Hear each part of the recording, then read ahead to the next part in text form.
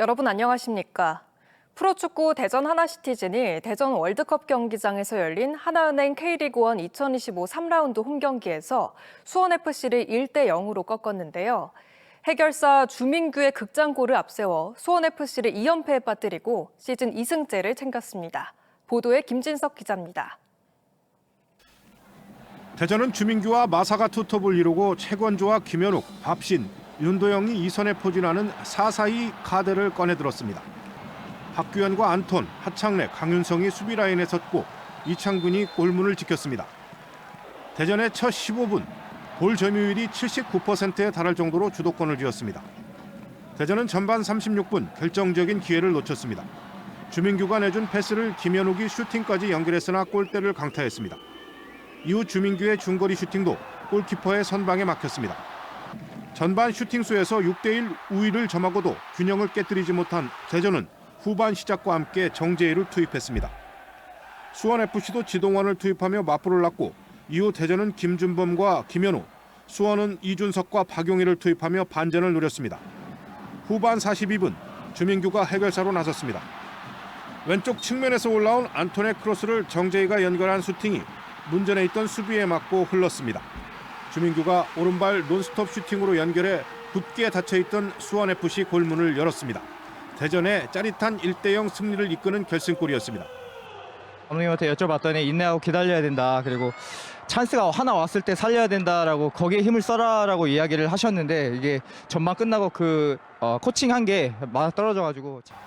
올 시즌 울산에서 대전으로 이적한 주민규는 시즌 3호 골로 상승세를 보이며 홈 첫 승을 선물했습니다. 이날 승리로 대전은 개막전 포항 스틸러스전 3대0 승리 이후 울산, 현대전 0대2 패배 흐름을 끊어내면서 승점 6점으로 상위권으로 올라섰습니다. TJB 김진석입니다.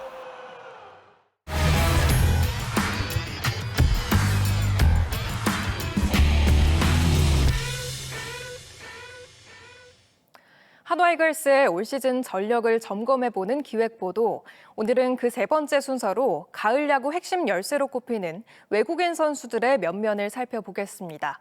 메이저리그 최고 유망주 출신과 일본 프로야구 노히트 노런의 주인공 등 화려한 경력을 자랑하는 이들을 오키나와 현지에서 조영준 기자가 만나봤습니다. 198cm의 큰 키에서 내려꽂는 강속구에 상대 타자들의 배트가 연신 허공을 가릅니다. 올 시즌 한화에 합류한 94년생 새 외국인 투수 코디 폰세입니다. 일본 지바 롯데마린스와 연습 경기에서 3이닝 무실점 호투를 펼치며 기대감을 높였습니다. 일본에서 뛰던 지난 2022년 노히트 노런을 기록했을 정도로 강력한 구위를 자랑하지만 부상 이력이 많아 건강한 몸 상태를 유지하며 시즌을 완주하는 게 최우선 목표입니다. Do you have any certain goal for this season? Just to be healthy and try to win as many games as possible. 페라자의 빈자리를 메울 새 외국인 타자 에스테반 플로리얼은 팀의 중심 타자와 중견수로 맹활약을 예고했습니다. 연습 경기에 나설 때마다 안정적인 수비는 물론 기대 이상의 장타를 연일 터뜨리며 자신이 왜 뉴욕 양키스의 최고 유망주로 꼽혔는지 실력으로 보여주고 있습니다. Hacer lo mejor que yo puedo para ayudar al equipo, porque al fin y al cabo no se trata de mí, sino se trata de ayudar al equipo y poder ganar un campeonato. 지난해 6월 단기 대체 선수에서 빼어난 실력을 뽐내며 재계약에 성공한 라이언 와이스도 한화 선발진을 이끕니다. 성적에 상관없이 늘 열성적인 응원을 보내주는 한화 팬들의 염원을 누구보다 잘 아는 그의 첫 번째 목표는 가을 야구입니다. What's important to me is that we go into the playoffs and that I'm healthy enough to pitch for the full season and pitch in the playoffs. 한화 이글스인 펜데체고. 검증된 기량과 화려한 경력을 자랑하는 한화의 외국인 삼총사가 7년 만에 가을 야구 기대감을 높이고 있습니다. 시범 경기 개막까지 일주일도 채 남지 않은 가운데 이곳 캠프 분위기는 연일 뜨거워지고 있습니다. 일본 오키나와에서 TJB 조형준입니다. 의정 갈등이 계속되는 가운데 대전 충남 지역 5개 대학 의대 학생들의 수업 파행이 이번 학기에도 계속될 전망입니다. 충남대 의대는 오는 4일 개강 예정인 가운데 609명 복학 대상자 가운데 114명만 신청했으며 이 가운데 수강 신청자는 38명에 불과하며 건양대도 올해 신입생 100명 가운데 50여 명만 입학식에 참석했습니다. 천안 순천향대도 오는 4일 개강하는 가운데 신입생 휴학은 학칙상 금지되며 강행 때 재정 여부 등을 적용할 방침이며 단국대도 이달 초 개강하기로 한 가운데 학칙상 신입생은 휴학이 불가해 학생들과 마찰이 예상됩니다. 최근 프란치스코 교황을 비롯한 유명인들이 잇따라 폐렴에 걸리면서 이에 대한 관심이 높아지고 있는데요. 특히 다음 달 신학기 개학을 앞두고 폐렴 환자가 빠르게 늘 수 있어 각별한 주의가 필요합니다.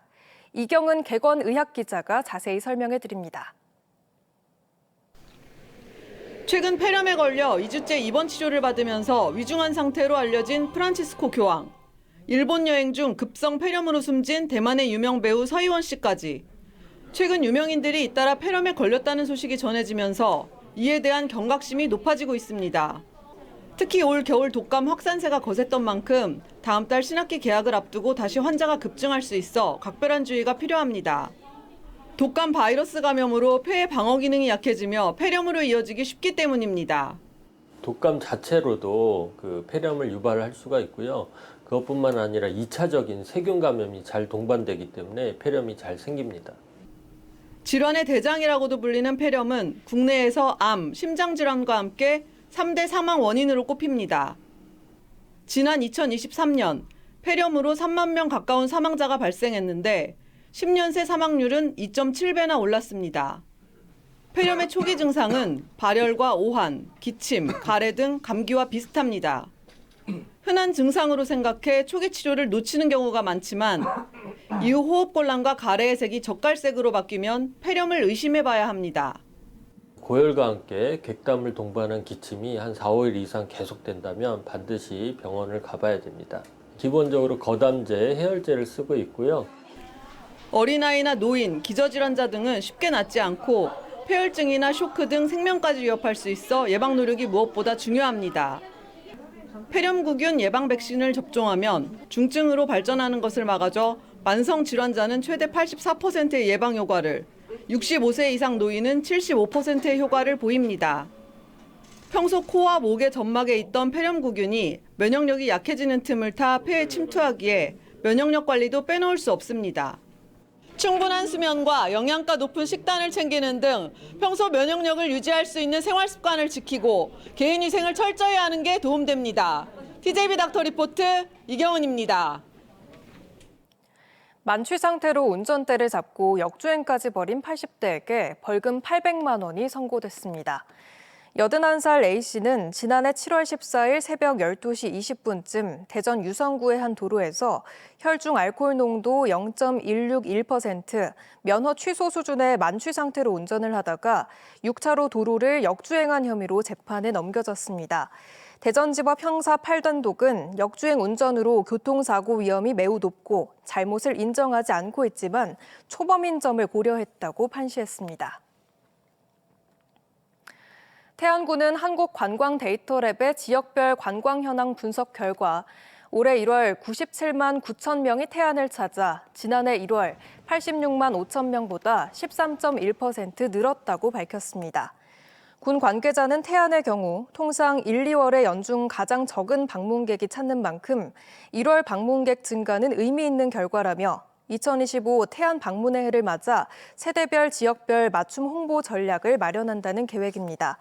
한편 방문객이 많이 찾은 관광지는 꽃지 해수욕장과 리솜 태안, 말리포 해수욕장, 안면도 수산시장, 신진항 등이었습니다.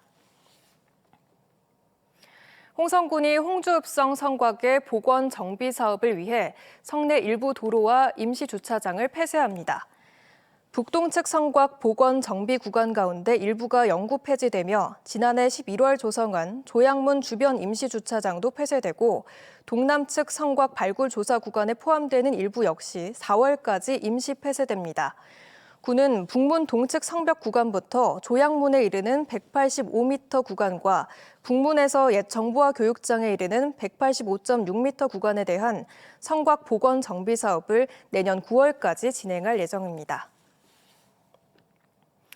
태안 천리포 수목원은 오는 28일부터 제8회 목련축제를 개최합니다.